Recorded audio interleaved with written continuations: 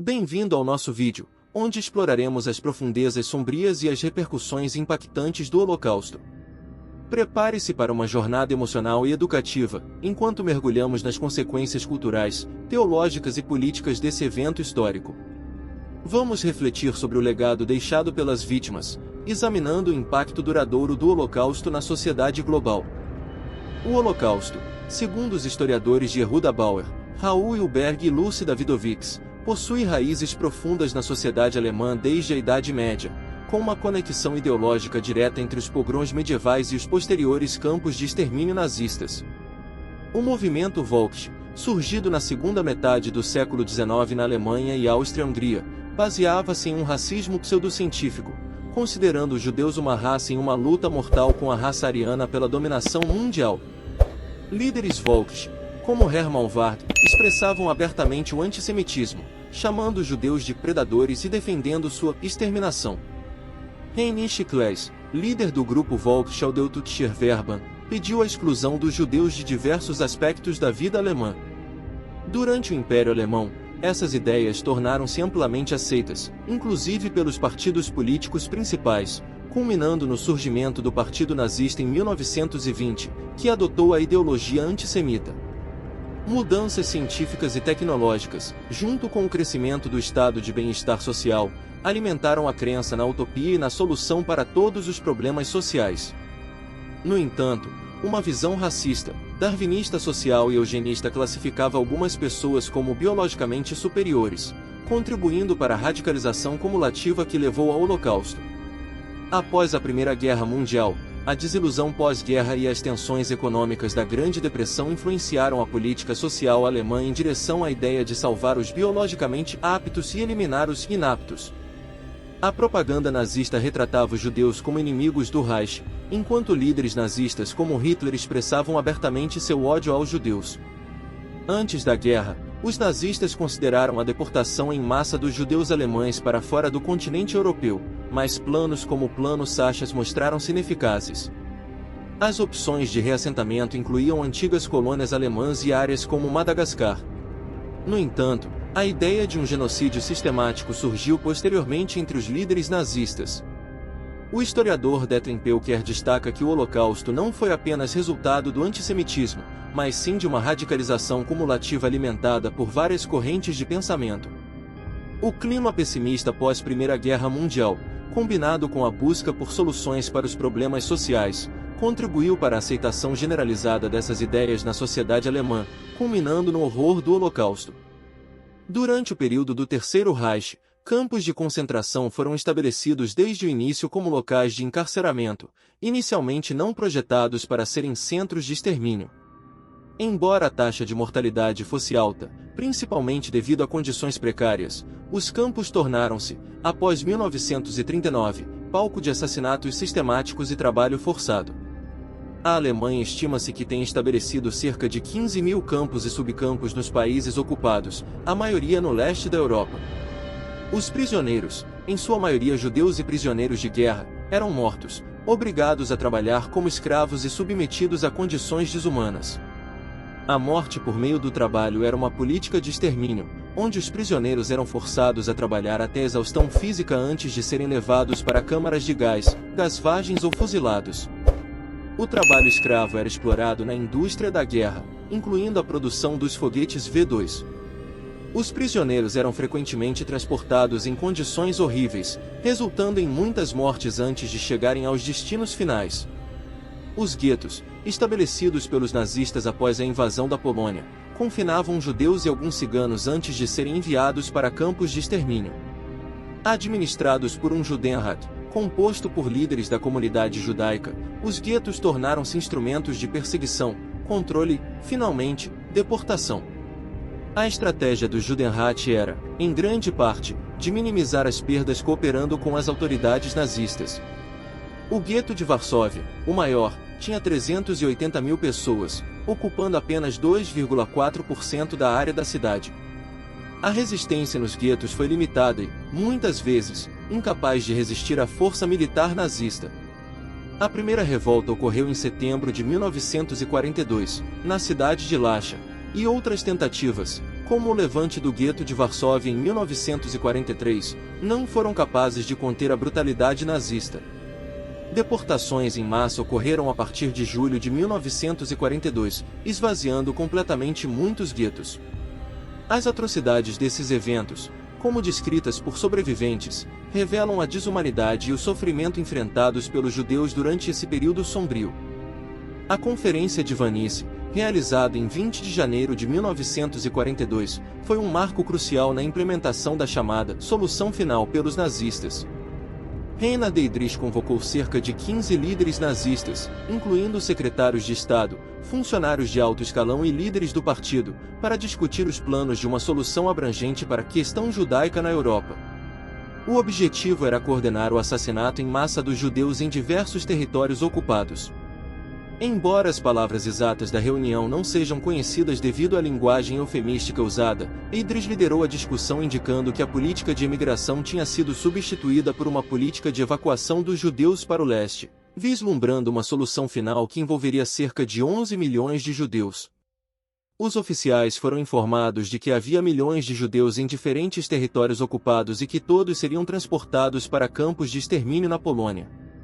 A maioria seria imediatamente enviada para as câmaras de gás, enquanto alguns, em campos como Auschwitz, seriam mantidos vivos por um tempo para trabalho forçado, mas todos acabariam sendo mortos.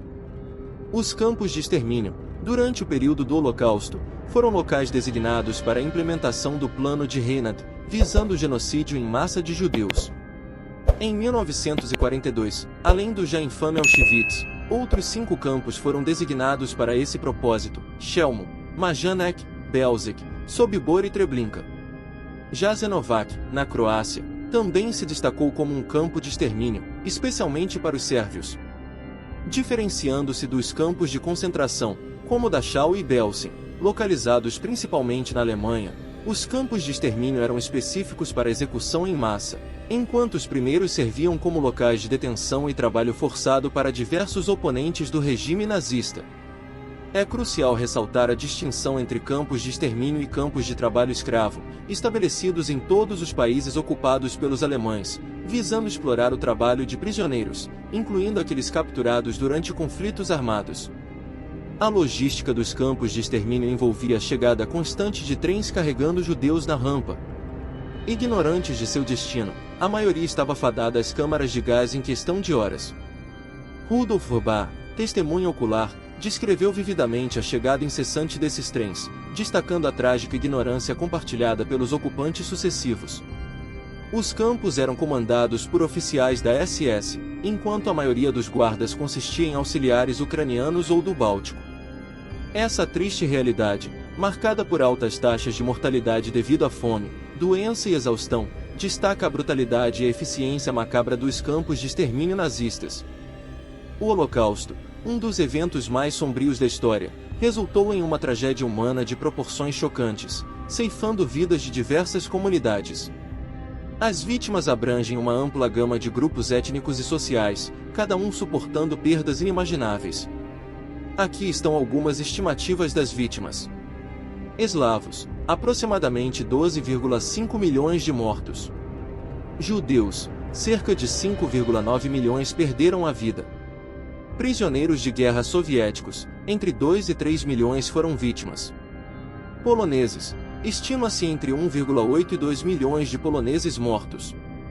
Ciganos, entre 220 mil e 1,5 milhão de vítimas.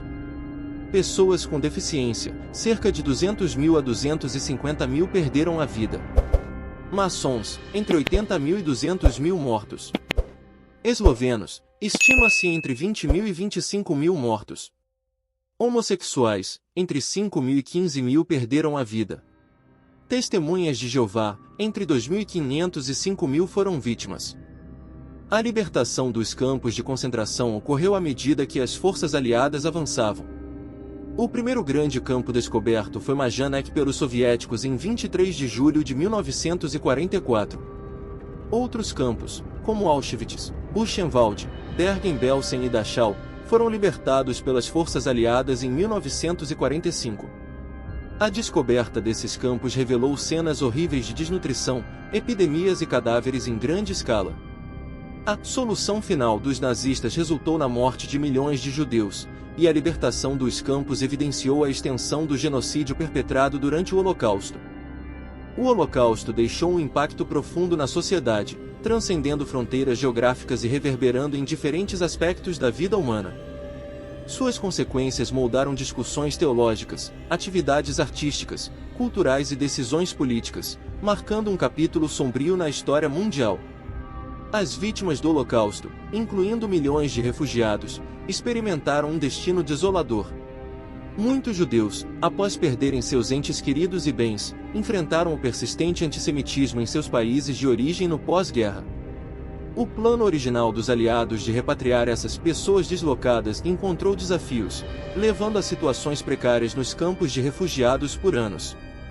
Mais de 250 mil sobreviventes se viram nessa difícil condição. A criação do Estado de Israel surgiu como uma resposta significativa à diáspora judaica resultante do Holocausto. A Palestina tornou-se um destino crucial, apesar das adversidades, enquanto esforços como a Operação Beria ajudaram a contrabandear judeus para lá. O fechamento dos campos de desalojados em 1952 marcou uma nova fase, com sobreviventes reassentando-se em lugares como os Estados Unidos, Israel, Canadá e África do Sul. O impacto cultural foi imenso, especialmente no declínio abrupto do uso do Yiddish, uma língua central para muitas comunidades judaicas. Cerca de 85% das vítimas do Holocausto eram falantes de Yiddish, resultando na perda irreparável dessa língua e cultura. O Holocausto também desencadeou uma reavaliação teológica, desafiando as visões convencionais sobre a bondade divina. Teólogos exploraram as implicações desse evento inimaginável para a fé em Deus, levantando questões profundas sobre a existência do divino em um mundo marcado por tal tragédia. Na esfera artística e literária, o Holocausto deixou uma marca indelével. O famoso aforismo de Theodor Adorno, escrever poesia depois de Auschwitz é bárbaro, reflete a dificuldade de expressar artisticamente o horror vivenciado. Sobreviventes e vítimas, como Elie Wiesel, Primo Levi, Victor Franco e Anne Frank, deram voz às experiências traumáticas por meio de suas obras. O Holocausto encontrou espaço no cinema, com filmes premiados como A Lista de Schindler, O Pianista e A Vida é Bela, que capturam a tragédia de maneiras diversas. À medida que a população de sobreviventes envelhece, cresce a importância de preservar a memória do genocídio. Iniciativas como o projeto Survivors of the Shoah e instituições como Yad Vashem em Israel e o Museu Memorial do Holocausto nos Estados Unidos desempenham papéis cruciais nesse esforço, garantindo que as gerações futuras não esqueçam o horror do Holocausto. Se este conteúdo foi significativo para você, não se esqueça de deixar o seu like, compartilhar para ampliarmos essa importante discussão e, claro, inscreva-se para não perder nenhum dos nossos futuros vídeos. Seus comentários são valiosos, compartilhe suas reflexões conosco.